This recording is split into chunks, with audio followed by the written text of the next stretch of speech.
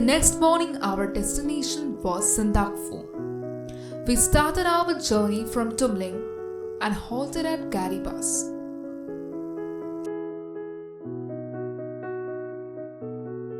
There are few tea stalls and restaurants here, serving tea and breakfasts.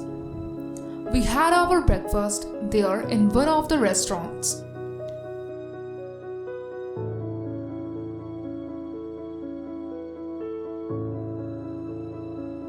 Up to Garibas, the roads for cars has been upgraded to a smooth concrete road.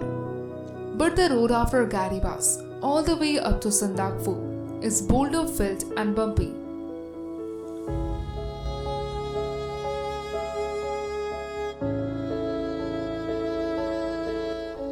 After Garibas, we braced ourselves for the jerky journeys ahead. After a few minutes getting used to it, the next stop is Kalipokhri or Kalipokhri Lake.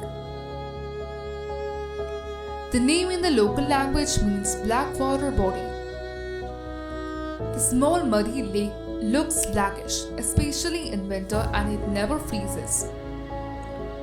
The lake is considered sacred by the villagers here. There is also a legend about this lake, as we hear from the locals. It is said that one cannot find any dry weeds at any given time in the lake. But also they say that there is a particular species of birds that clears off any dry leaf from the lake as soon as it lands on the lake water. And that these birds have been witnessed by only a handful of villagers.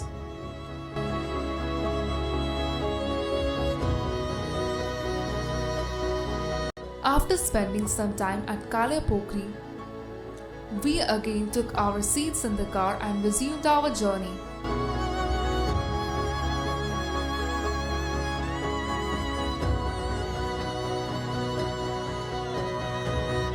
Next we stopped for a brief period at Maneybhanjan. From here, Sandakphu was at a distance of 3 kilometers. From here, a 20 minutes drive took us to our destination, Sandakphu. The last 1 kilometer stretch was probably the steepest, with sharp bends.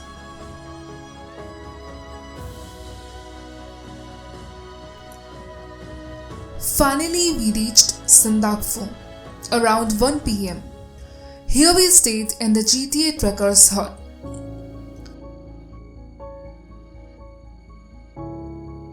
As I mentioned, Sandakphu is known for its unparalleled mountain views and also for the bone-chilling cold Himalayan wind.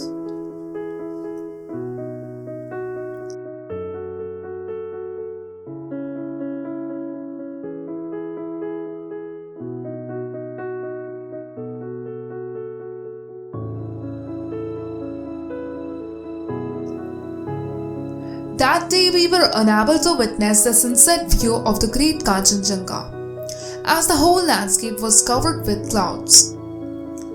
But after some time, we realized that the misty weather was not too bad.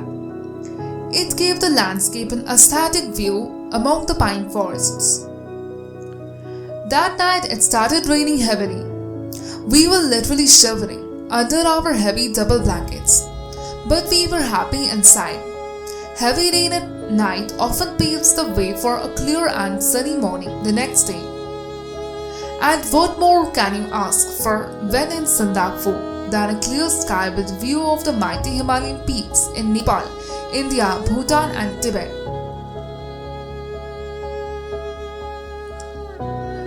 The next morning, around 4 p.m., we were amazed by the clear sky full of stars that were visible from the windows of our room.